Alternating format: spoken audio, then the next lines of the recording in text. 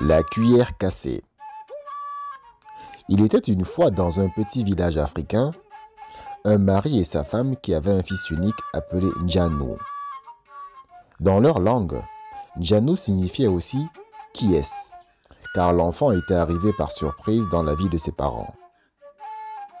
Après de nombreuses fausses couches, ces derniers avaient abandonné tout espoir d'avoir des enfants. Ils furent donc surpris que ce bébé se développe bien et naisse en bonne santé.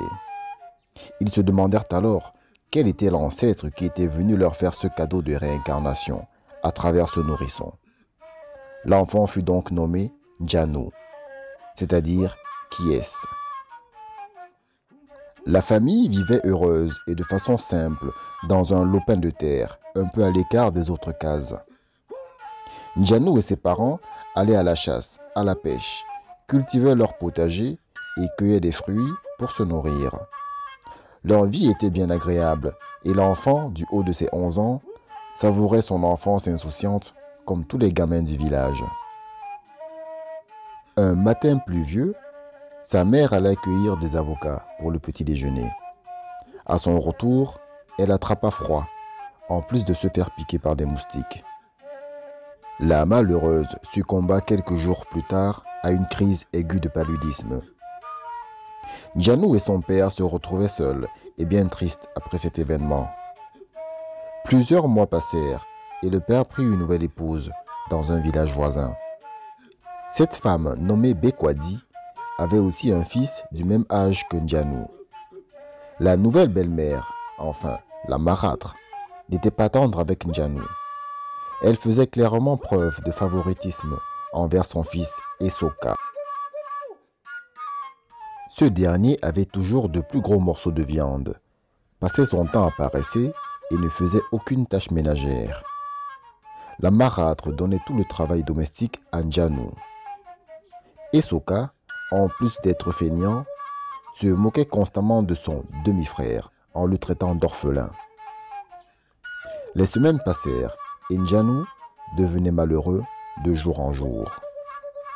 Il alla se plaindre de cette situation à son père. Lui, comme ensorcelé par l'amour de sa nouvelle femme, dit à son fils unique que cela n'était rien et qu'il devait supporter sa nouvelle condition et s'endurcir. Njano était bien malheureux et tous les soirs pleurait sur sa natte en pensant à sa mère disparue. Un soir après le dîner, il avait encore reçu une petite portion de riz, comparée à Esoka. Sa marâtre vint lui donner du travail. « Njano, tu viens de manger, alors va à la rivière faire la vaisselle avant que le riz ne colle aux calebasses. »« Mais belle-mère, il va bientôt faire nuit. Je ne verrai pas bien le chemin pour aller à la rivière. Puis-je laver la vaisselle demain matin ?»« Hors de question, petit feignant. Vas-y tout de suite et tu as intérêt à tout récurer. » Le cœur triste, Njano alla voir son père pour intercéder en sa faveur. Mais ce dernier lui dit d'écouter sa belle-mère et d'aller à la rivière. Bien entendu, Esoka, son demi-frère, restait près de sa mère à se faire cajoler et à manger des fruits séchés. L'enfant, la gorge nouée par tant d'injustice, prit toute la vaisselle qu'il mit dans une grande calebasse sur sa tête. La nuit était sur le point de tomber. Le chant des grillons et des oiseaux nocturnes n'avait rien de rassurant pour un petit garçon de 11 ans. Il prit le chemin de la rivière et pour se donner du courage, se mit à chanter une berceuse que sa maman lui avait apprise. Oh lélé, oh lélé, oh lélé, moliba makasi, bokanaye, bokanaye, bokanaye, bokamboka kasai. Arrivé à la rivière, Njano commença à faire la vaisselle, l'obscurité tombant petit à petit. Il continuait de chanter sa berceuse et soudain, un oiseau au loin sifflota le refrain de sa chanson. Surpris, il releva la tête et aperçut l'oiseau sur une branche. Tout excité, il se redressa pour bien observer le volatile. Mais hélas, dans son mouvement, il marcha sur une cuillère en bois qui se brisa. Crac! Et l'oiseau s'envola.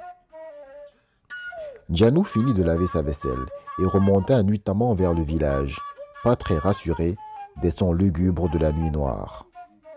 En bon garçon qu'il était, il dit à sa marâtre Bekwadi qu'il avait cassé par inadvertance une cuillère en bois.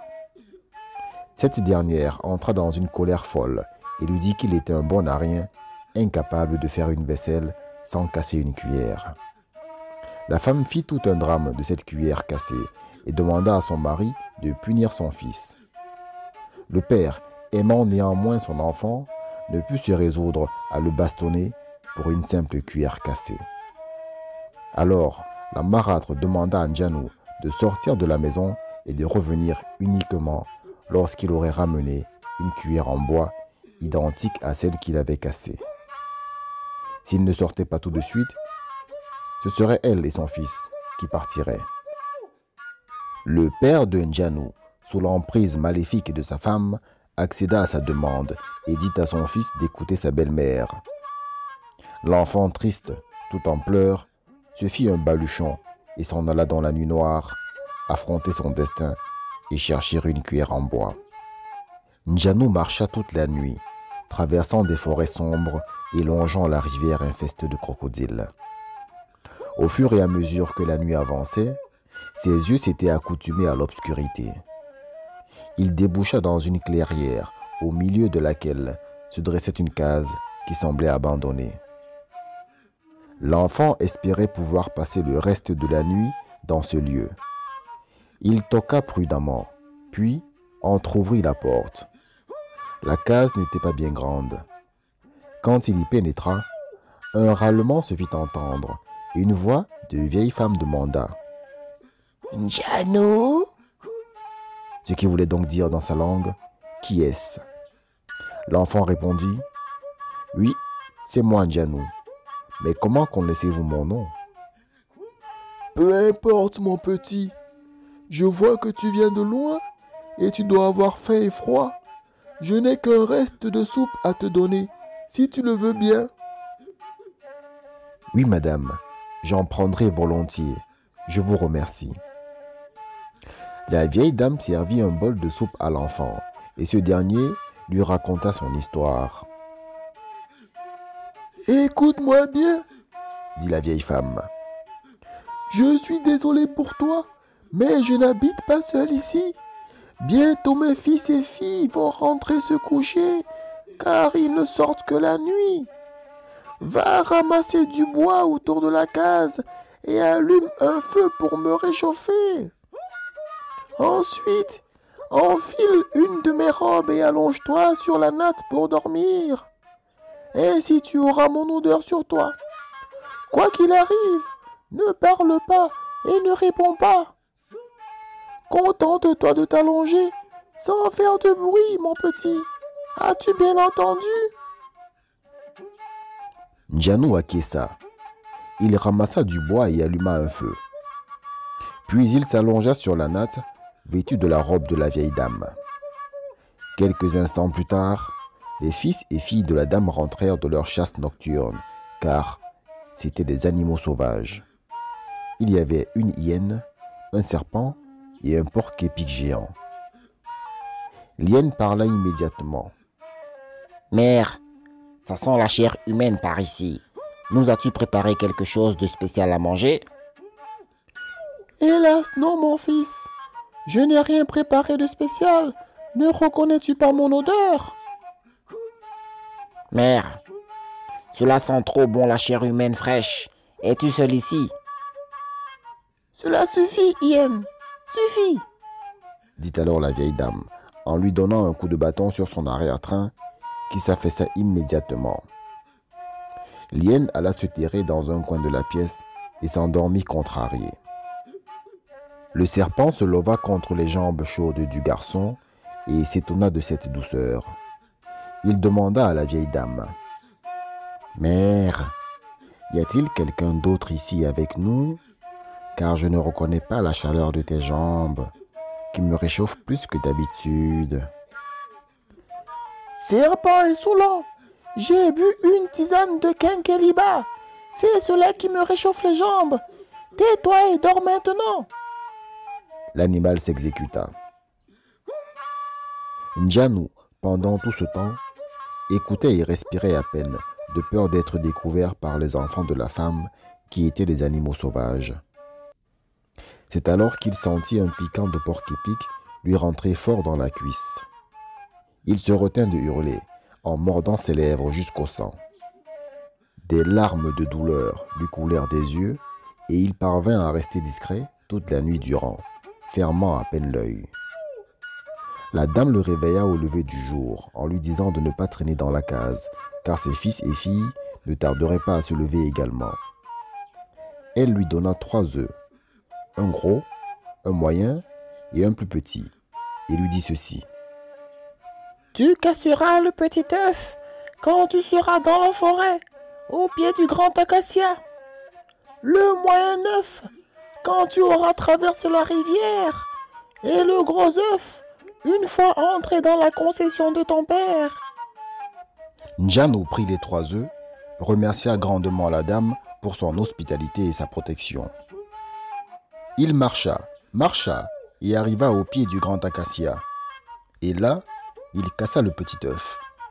Soudain, apparurent 3 soldats armés de lances, d'arcs et de flèches.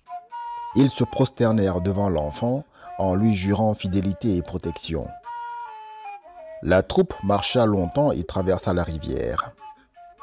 Njanu cassa alors le moyen œuf. Des animaux féroces apparurent subitement. Une hyène, un serpent et un énorme porc-épic aux dents tranchantes. Les 3 soldats bien armés repoussèrent de leurs lances et de leurs flèches les animaux qui allaient attaquer l'enfant. Blessés, les bêtes disparurent dans la brousse. Njanu marcha toute la journée avec ses fidèles soldats jusqu'à arriver dans son village. Il entra dans la concession de son père et cassa le gros œuf. 3 coffres apparurent, contenant des cuillères en bois, en or et en argent, des bijoux précieux et des diamants de toutes sortes. Les 3 soldats déposèrent leurs armes pour porter les présents dans la case du père de Njanu. L'enfant salua son père, sa marâtre et son demi-frère. Il donna une cuillère en bois à la femme, comme elle le lui avait demandé. Les soldats reprirent les trésors et Njanu s'installa dans une grande case, loin du village, avec des enfants nécessiteux, comme il l'avait été. La marâtre, ayant vu que l'enfant avait réussi une telle mission, où pourtant il devait mourir, en fut toute chamboulée. Elle appela son fils Esoka. « Mon fils, tu as vu que Njanu est revenu riche de la forêt. Va le voir en tant que frère et demande-lui comment il a obtenu toutes ces richesses. Je veux que tu me ramènes exactement les mêmes. » Esoka écouta sa mère et alla dans la belle case de Njanu pour le questionner. « Mon frère, que tu es beau, que tu es courageux, tu es devenu riche. Mais dis-moi Njanu, comment as-tu fait pour réussir tout cela ?» Njanu, qui avait le cœur bon et honnête, raconta tout à son demi-frère. La case dans la clairière, la vieille femme, ses enfants animaux et même les consignes qu'il avait reçues sur les 3 œufs. Esoka ne remercia même pas Njanu et fila voir sa mère. « Mère, je sais ce qu'il faut faire pour avoir exactement les mêmes richesses. »« Qu'attends-tu, mon fils? Sors immédiatement de cette case et file dans la nuit. Je veux être riche. » Esoka sortit dans la nuit et marcha en suivant les indications données par Njanu. Il trouva la case de la vieille dame au milieu de la clairière. Il ne se donna pas la peine de s'annoncer et déboula dans la pièce. La dame se réveilla et lui dit « Njanu », qui veut dire « qui est-ce » dans sa langue. Esoka crut qu'elle le confondait avec son demi-frère et répondit en maudissant Njanu. « Njanu, je t'emmerde. Tes ancêtres sont des chiens. » La femme prit ces insultes pour elle, car littéralement, cela voulait dire « Qui est-ce ? Je t'emmerde. Tes ancêtres sont des chiens. » Quelle insolence de parler ainsi à une personne âgée. pensa la vieille dame. Passons, se dit-elle. Elle proposa au garçon un reste de soupe froide. Lui, habitué à manger à volonté des bons petits plats de sa mère, goûta la soupe et la versa au sol, en disant qu'elle était infecte. La vieille dame passa encore outre son insolence et lui demanda d'aller ramasser du bois autour de la case pour allumer un feu. Esoka sortit, mais ne ramena que du bois vert, incapable d'allumer un feu. Il fit donc froid dans la pièce. La femme lui donna néanmoins une de ses robes en lui expliquant que ses enfants, les animaux sauvages, allaient bientôt rentrer de leur chasse nocturne. Là, Esoka fut tout ouïe, car c'était un poltron né. Il se garda donc de bouger de la nuit lorsque les enfants de la vieille dame arrivèrent. Sur ce point-là au moins, tout se passa comme pour Njanu. Esoka se réveilla très tôt et secoua la vieille dame. « Vieille mère, je dois partir d'ici. N'avez-vous rien pour moi ?» « Si, mon enfant, malgré que tu aies été infecte avec moi et que j'ai eu froid toute la nuit, je vais te donner ces 3 œufs, un petit, un moyen et un grand. Casse-les selon mes indications. » Esoka s'empara des œufs de la vieille dame et sortit sans écouter ses indications. Il ne remercia même pas pour l'hospitalité. S'imaginant déjà prince, couronné d'or et de diamants, il fila vers le grand acacia. Arrivé au pied de l'arbre, il cassa le petit œuf. 3 soldats, armés de lances et de flèches, apparurent et lui jurèrent fidélité et protection. Esoka traversa la rivière avec ses soldats et, pressé d'avoir lui aussi des trésors, cassa le plus gros des œufs au lieu du moyen. Il comptait enterrer une partie de son trésor afin que sa mère, qu'il savait cupide, ne lui prenne toute sa fortune. 3 coffres apparurent bel et bien. Ils contenaient des bijoux précieux, des perles, des diamants, des cuirs en or et en argent. Esoka était heureux. Ses soldats enterrèrent au pied d'un arbre, près de la rivière, les sacs de bijoux et de diamants mis de côté, et portèrent sur leur tête les 3 coffres un peu allégés. La troupe continua sa route en direction du village. Ce jour-là, le père de Njanu était parti à la chasse avec d'autres guerriers et seule sa femme se trouvait dans la case. Esoka arriva donc dans la concession de sa mère et de son beau-père. Sa mère sortit pour l'accueillir et commença à danser en voyant les coffres débordés de bijoux. Esoka cassa alors le moyen œuf et là surgirent des animaux sauvages, une hyène à la laine puante et au croc acéré, un serpent venimeux et un porc-épic géant. Les animaux se ruèrent sur les 3 soldats qui portaient les coffres sur leur tête. N'étant pas prêts à saisir leurs armes, ils se firent dévorer par les bêtes sauvages. Elles se ruèrent ensuite sur Esoka et sa mère et les envoyèrent 6 pieds sous terre. Les bêtes emportèrent les cadavres des 5 personnes qu'elles avaient tuées et retournèrent en forêt pour finir leur festin. Elles abandonnèrent derrière elles les 3 coffres pleins de trésors qu'Esoka avait ramenés. Lorsque le mari pénétra dans la concession en revenant de la chasse, des écailles tombèrent de ses yeux, car la sorcière qu'il avait épousée était morte et son enchantement ne pouvait plus opérer. Le père de Njanu devint riche et alla retrouver son fils. Tous les deux créèrent le royaume du Bambata, qui fut prospère durant 1000 ans. C'était un pays verdoyant où coulait le lait et le miel. Au royaume du Bambata, il y a 3 animaux totems que je vous laisse deviner. Alors? Eh oui, bien joué.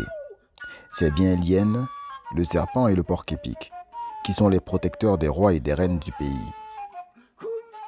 Si un beau jour, vous allez dans cette contrée, près de la grande rivière en pays Bambata, soyez attentifs. Vous apercevrez peut-être des reflets de pièces d'or dans la rivière ou des diamants qui sortent de terre au pied d'un certain arbre. Alors, servez-vous. Et cric et crac, mon compte est dans son sac.